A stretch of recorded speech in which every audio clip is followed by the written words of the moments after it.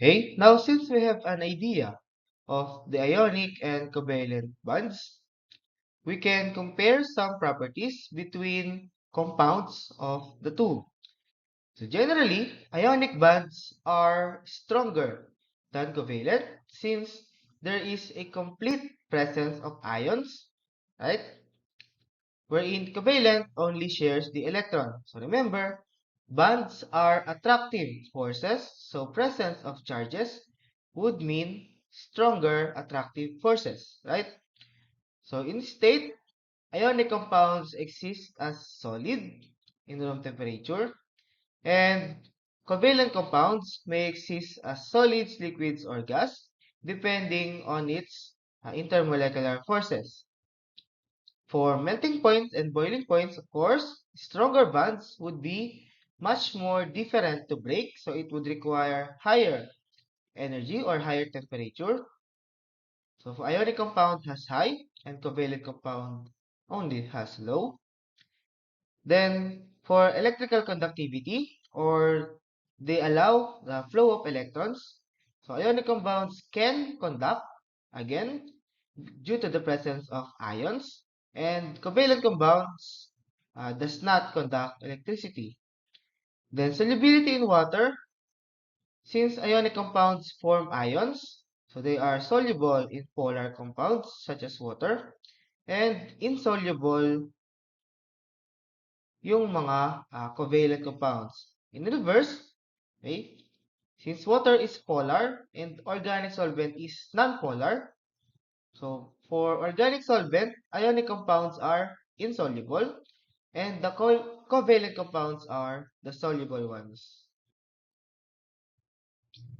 Now, the concept that guides the solubility in either polar or non-polar solvents is the bond polarity and electronegativity.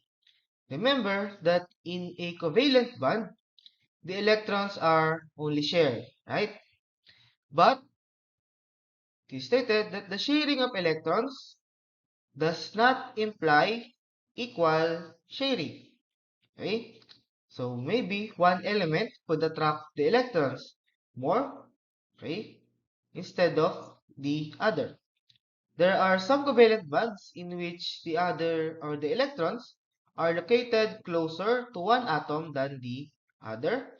So this unequal sharing results in what we call a polar bond. So the rule of polarity states that like dissolves like, which means that polar compounds would be dissolved in or would be soluble in polar solvents, right? And non-polar compounds would dissolve or would be dissolved in non-polar solvents. Now, how do this unequal sharing happen? Oh, it is guided by the concept of electronegativity. So electronegativity is also one of the reasons of the arrangement of periodic table. So we can see a trend of increasing electronegativity as we go from left to right and from bottom to top. Or we can say that it is going that way. Okay? Now, electronegativity pertains to the ability of one atom to attract the electrons to itself. Okay? So, some periodic tables, yung mga malalaki, have a detailed electronegativities from 0.7 to 4.0.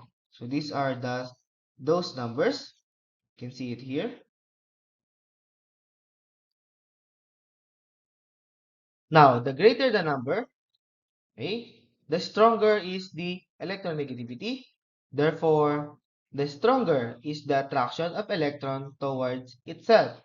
For example, if there is no sharp distinction between bonding types, let's say F2, fluorine has the same electronegativities, right? So electrons would be shared equally. Now, this results to what we call equal sharing. So equal sharing, remember, leads to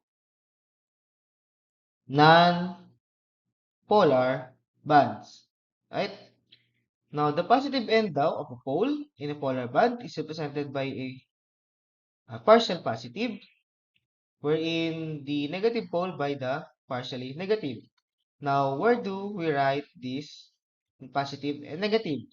So remember, the one with the highest electronegativity would have the partially negative sign, in which, in this case, for example, HF, since fluorine is more electronegative than hydrogen, fluorine's side would be more partially negative, and the hydrogen side would be more partially positive. That's why it's called polar, since we have a presence of two poles. Okay?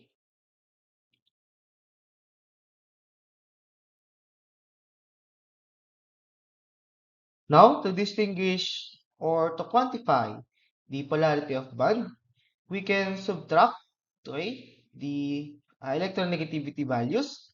For example, for fluorine gas F2, since this is the same, it has a zero difference in electronegativity.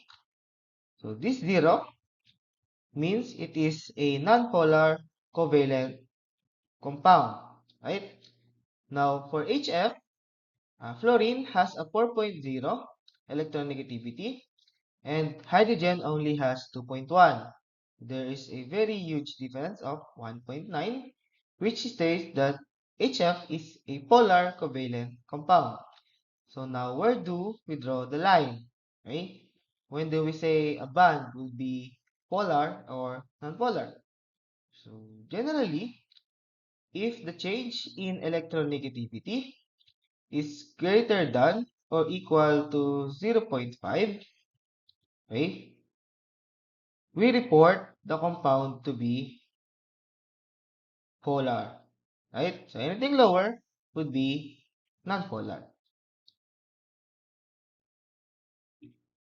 Now, remember that in polar compounds, we have a side that is partially positive and partially negative.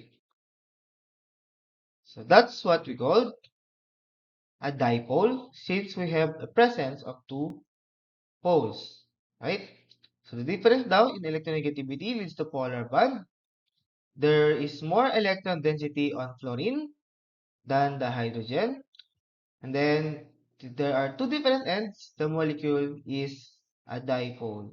And dipole moment can be calculated with this formula.